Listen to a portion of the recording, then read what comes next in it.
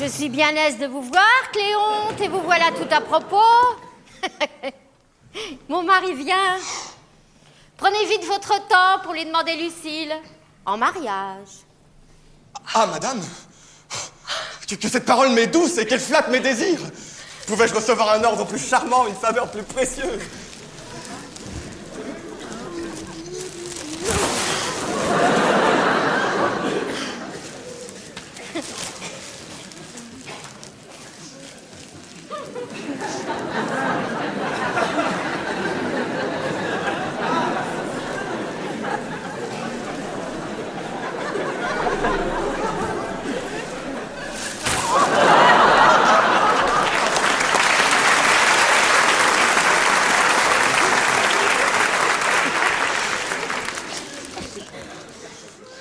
Monsieur!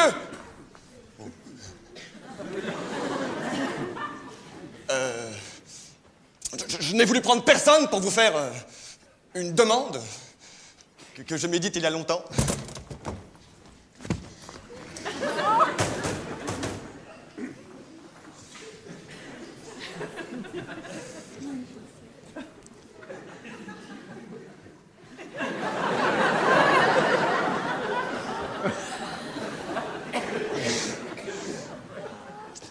Elle me touche assez pour m'en charger moi-même, et sans autre détour. Je vous dirais que l'honneur d'être votre gendre est une faveur glorieuse que je vous prie de m'accorder. Avant que de vous rendre réponse, monsieur, je vous prie de me dire si vous êtes gentilhomme.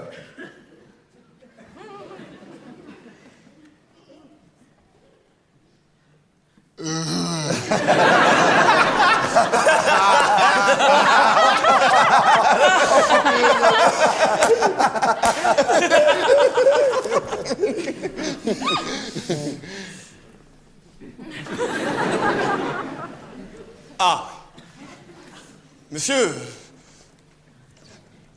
la plupart des gens sur cette question n'hésitent pas beaucoup. On tranche le mot aisément. Ce nom ne faut aucun scrupule à prendre et l'usage aujourd'hui semble en autoriser le vol. Pour moi, je vous avoue, j'ai des sentiments sur cette matière un peu plus délicats. Je trouve que toute imposture est indigne d'un honnête homme et qu'il y a de la lâcheté à déguiser ce que le ciel nous a fait naître, à vouloir donner pour ce qu'on n'est pas.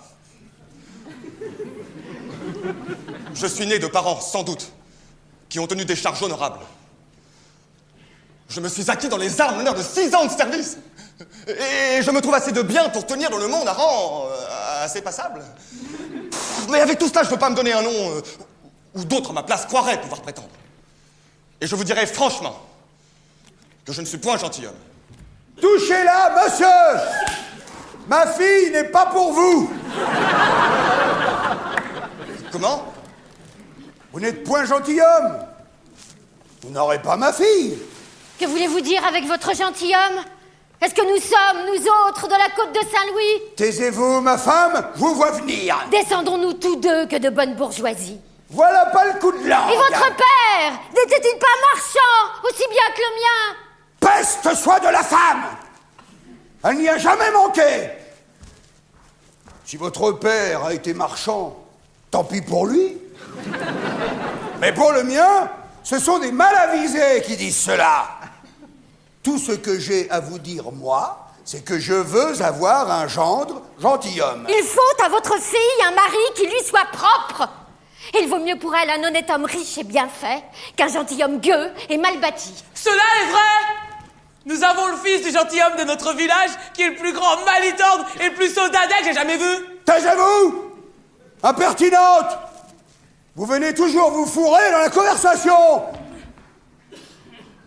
J'ai du bien assez pour ma fille. Je n'ai besoin que d'honneur. Et je la veux faire marquise. Marquise! Oui, marquise. Hélas, Dieu m'en garde. C'est une chose que j'ai résolue. Une chose, moi, où je ne consentirai point. Les alliances, avec plus grand que soi, sont sujettes toujours à de fâcheux inconvénients. Je ne veux point qu'un gendre puisse à ma fille reprocher ses parents. Et qu'elle ait des enfants qui aient honte de m'appeler leur grand-maman.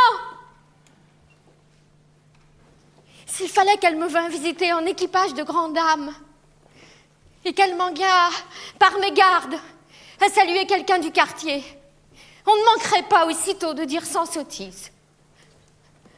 Voyez-vous, dirait-on, cette madame la marquise qui fait tant la glorieuse, c'est la fille de monsieur Jourdain, qui était trop heureuse, étant petite, de jouer à la madame avec nous. Elle n'a pas toujours été si relevée que la voilà, et ses deux grands-pères vendaient du drap auprès de la porte Saint-Innocent. Ils ont amassé du bien à leurs enfants, qu'ils payent peut-être maintenant bien cher en l'autre monde. Et l'on ne devient guère si riche à être honnête gens.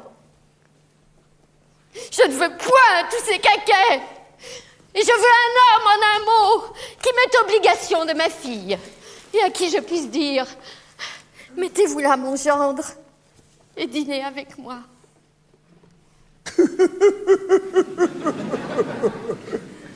Voilà bien les sentiments d'un petit esprit. De vouloir demeurer toujours dans la bassesse. Ne me répliquez pas davantage. Ma fille sera marquise, en dépit de tout le monde. Et si vous me mettez en colère, je le ferai duchesse. Cléante, ne perdez point courage encore. Suivez-moi, ma fille, et venez dire résolument à votre père que si vous ne l'avez, vous ne voulez épouser